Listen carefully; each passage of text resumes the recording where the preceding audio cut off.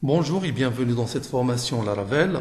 Aujourd'hui, nous allons voir comment créer un modèle. Alors, la dernière vidéo, nous avons parlé des modèles et des migrations, etc. Aujourd'hui, nous allons voir comment créer un modèle et comment faire la migration afin d'obtenir automatiquement une table SQL qui correspond au modèle créé. Alors, pour créer un modèle, j'utilise la commande PHP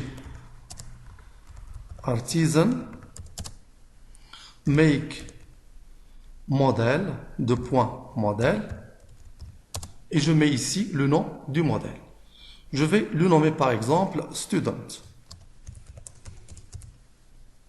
et j'ajoute un "-m" pour créer le script de migration, c'est-à-dire le script qui permet de créer la table SQL de façon automatique en utilisant Eloquent. J'appuie sur Entrée.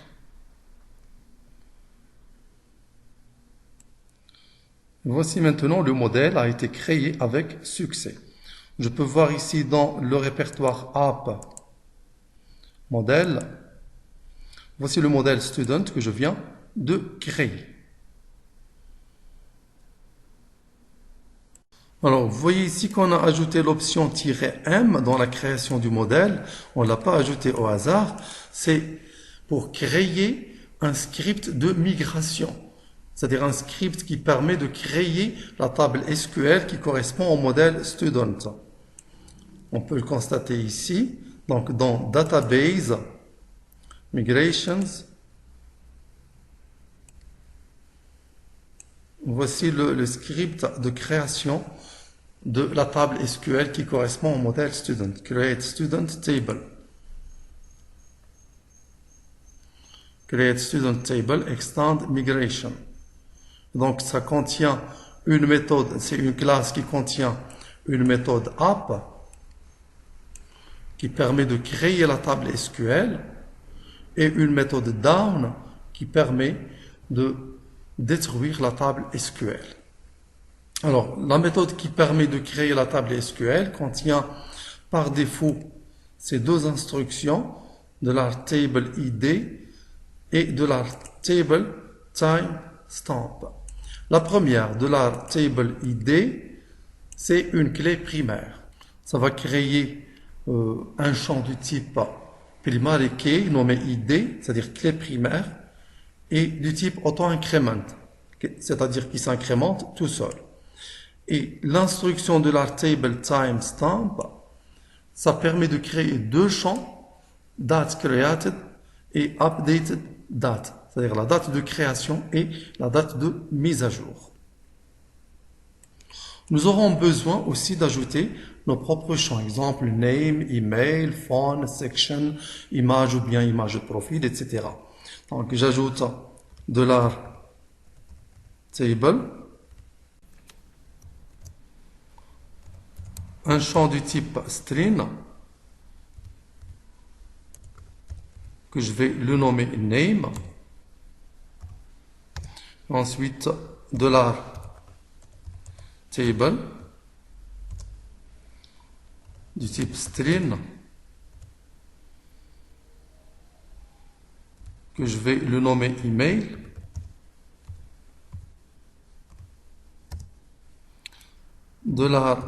$table du type integer pour le téléphone, je vais le nommer phone.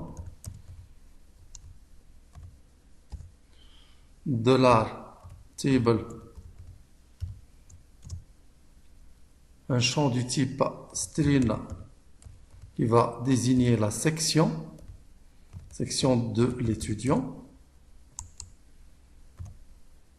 Et finalement, $table, un champ pour l'image. Un champ du type string toujours, que je vais nommer image.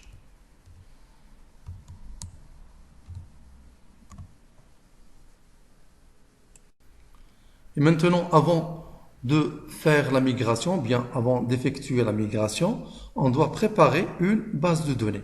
Alors, au niveau de PHPMyAdmin, on va créer une base de données. Je clique sur base de données. Nom de la base de données, je vais la nommer par exemple school.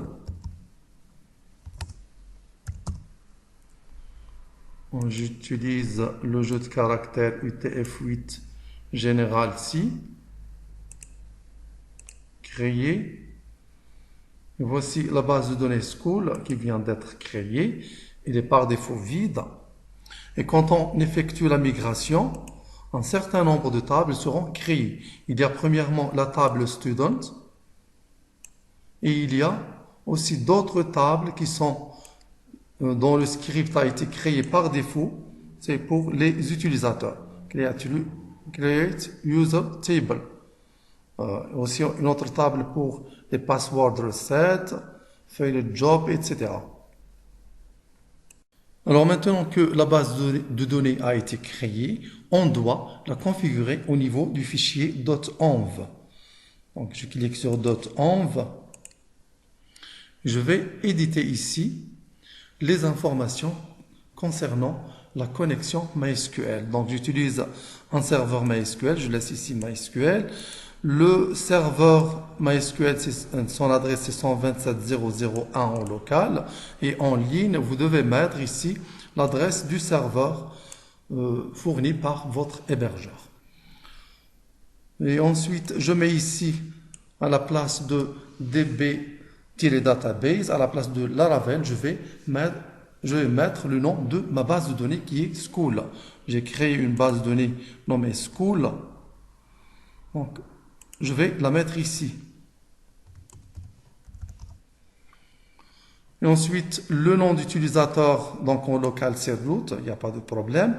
Et le mot de passe, ici c'est vide. Et si vous travaillez avec un système Linux, donc vous avez un mot de passe, vous le mettez ici.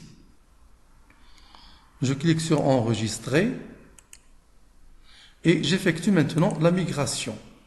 Alors j'utilise la commande php artisan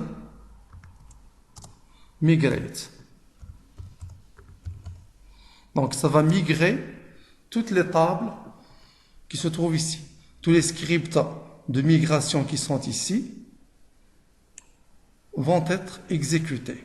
Donc il y aurait création de 1, 2, 3, 4, 5 tables SQL. Donc la table qui m'intéresse c'est student.sql. Alors j'appuie sur entrée. Donc la migration a été créée maintenant. Je regarde ici dans la base de données school, j'actualise. Et voici donc les tables qui viennent d'être créées. Donc ce qui m'intéresse maintenant c'est la table student. Je clique pour voir les champs. Donc si vous vous rappelez les champs que j'ai créés ici. Donc les champs, il y a par défaut l'identifiant du type auto-increment. J'ai ajouté le champ name, email, phone, section, image, etc. Et on a dit que cette dernière, il permet de créer deux champs, date de création et date de mise à jour. Je regarde. Donc il y a l'idée du type auto-increment, name, email, phone, section, image, created at, updated at. La structure.